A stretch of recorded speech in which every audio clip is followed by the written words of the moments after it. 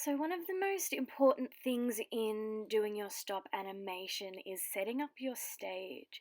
You want a really clear stage so that it's easy for your animations or words to show up. This can be done in several ways. As you see, I've kind of used my wall as a bit of a stage and using paper. After you've gotten your stage set up, you want to get your camera steady. And this can be done in a couple of ways. As you see, I've used a little wooden box to prop up my phone, which allows the camera to be facing the wall. A second option of what you can do is create your own stand or tripod. As you can see here, I have it in fast forward of me roughly making a tripod. The cardboard I decided to use wasn't that thick, so I didn't decide to use it for this project. But as you can see here, there are multiple ways that you can make a stand. Whether it be in the phone holder made of cards or whether it be through a stronger piece of cardboard. Another option for what you can do is film your stop motions from above. And the way that I like to achieve this is through stacking books, especially because I feel like you can determine the height a lot better to make it at the perfect angle that you want it to be. This is also ideal for paper stop animations as they are flat. So now that you've set up your stage and your stand, you're finally ready to start your stop animation and begin taking your images. I'm just kind of setting up, and it does take a while to set up and get your right angles, so that's perfectly okay if you come across that. There are two options you have for taking photos, and the first one that we're going to look at is through the Stop Motion Studio app. This app is free and it makes it really easy to keep track of the photos that you're taking. So after you download the app and you open it up, it's going to look like this. And so what you're going to do is click on the New Movie button in the top left-hand corner, as that will start your new project. After you click on New Movie, it should open up to look something like this. It's showing my laptop in front of me because that's what my camera was on. At the bottom is where your photos are going to be stored, which is also called your timeline. Here you can keep track of them, you can make them longer by copy and pasting your images, you can delete them, and it's just a great way to check that you haven't taken a photo that doesn't go with the flow of your animation. Clicking the camera button takes you into the mode where you're going to take your photos. Please note that you can't see your timeline in this, but to get back to it, you just click the arrow. What we're going to focus on is the onion skin effect, which is the bar that you see on the left-hand side. This will be shown in detail in a moment. What the onion skin effect allows you to do is show the previous photo you've taken, and that gives you so much control over your stop motion.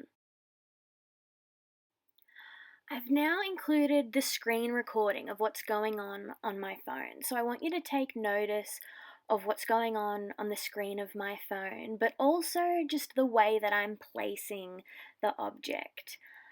You can really see how the onion skin is taking effect here. So as you can see, I take a photo and then I move it, and it still shows that shadow behind of the photo previously. So that's what helps really keep track of the photos that you're taking, which is something that I really love about this app specifically, just because taking photos on your own, you can't quite do that. It's still achievable to make a stop motion without the use of this app, but Stop Motion Studio definitely makes making stop animations so much easier. While you're taking your photos on Stop Motion Studio, you can use the arrow on the top right-hand corner to get back to your timeline, and that helps keep track of your photos. As you can see, the timeline is at the bottom and we're scrolling through it.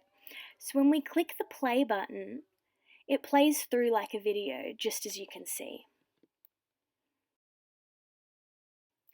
Now we're going to have a quick look at how you do your stop animations from above.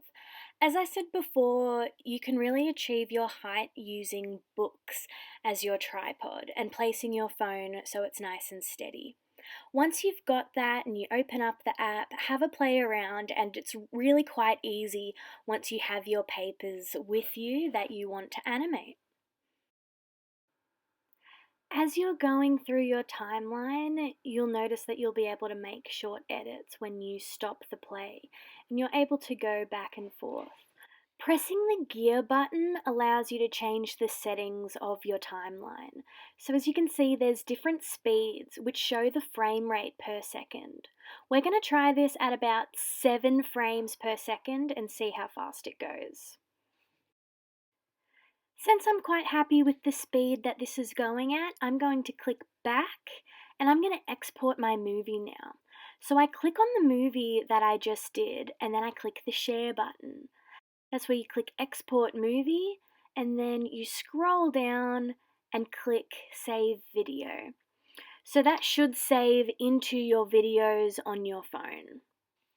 If you don't have an iPhone, yours might look a little bit different to how I'm saving mine, but it will still save to your phone's camera roll.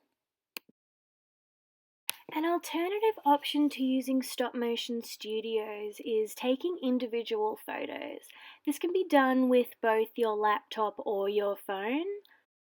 And it's essentially the same process of grabbing your object and making really small movements. The only thing about taking photos on their own and not having the Stop Motion Studio app is that you can't keep track of the photos that you've taken previously. Then once these photos are taken, I dragged them into iMovie, which is the video editing program that I use. And as you can see, I'm just organizing them all so that they fill the screen. But when I click play, they automatically default to about 4 seconds each, which as you can see is way too long. So I'm making them about half a second long each. And then this is what it's like at 0.2 seconds. So really have a play around as the different speeds really change the different effect that you're trying to reach. I hope you found this how-to video quite helpful in your journey of making stop motions, and if you have any questions, please feel free to contact me at any time.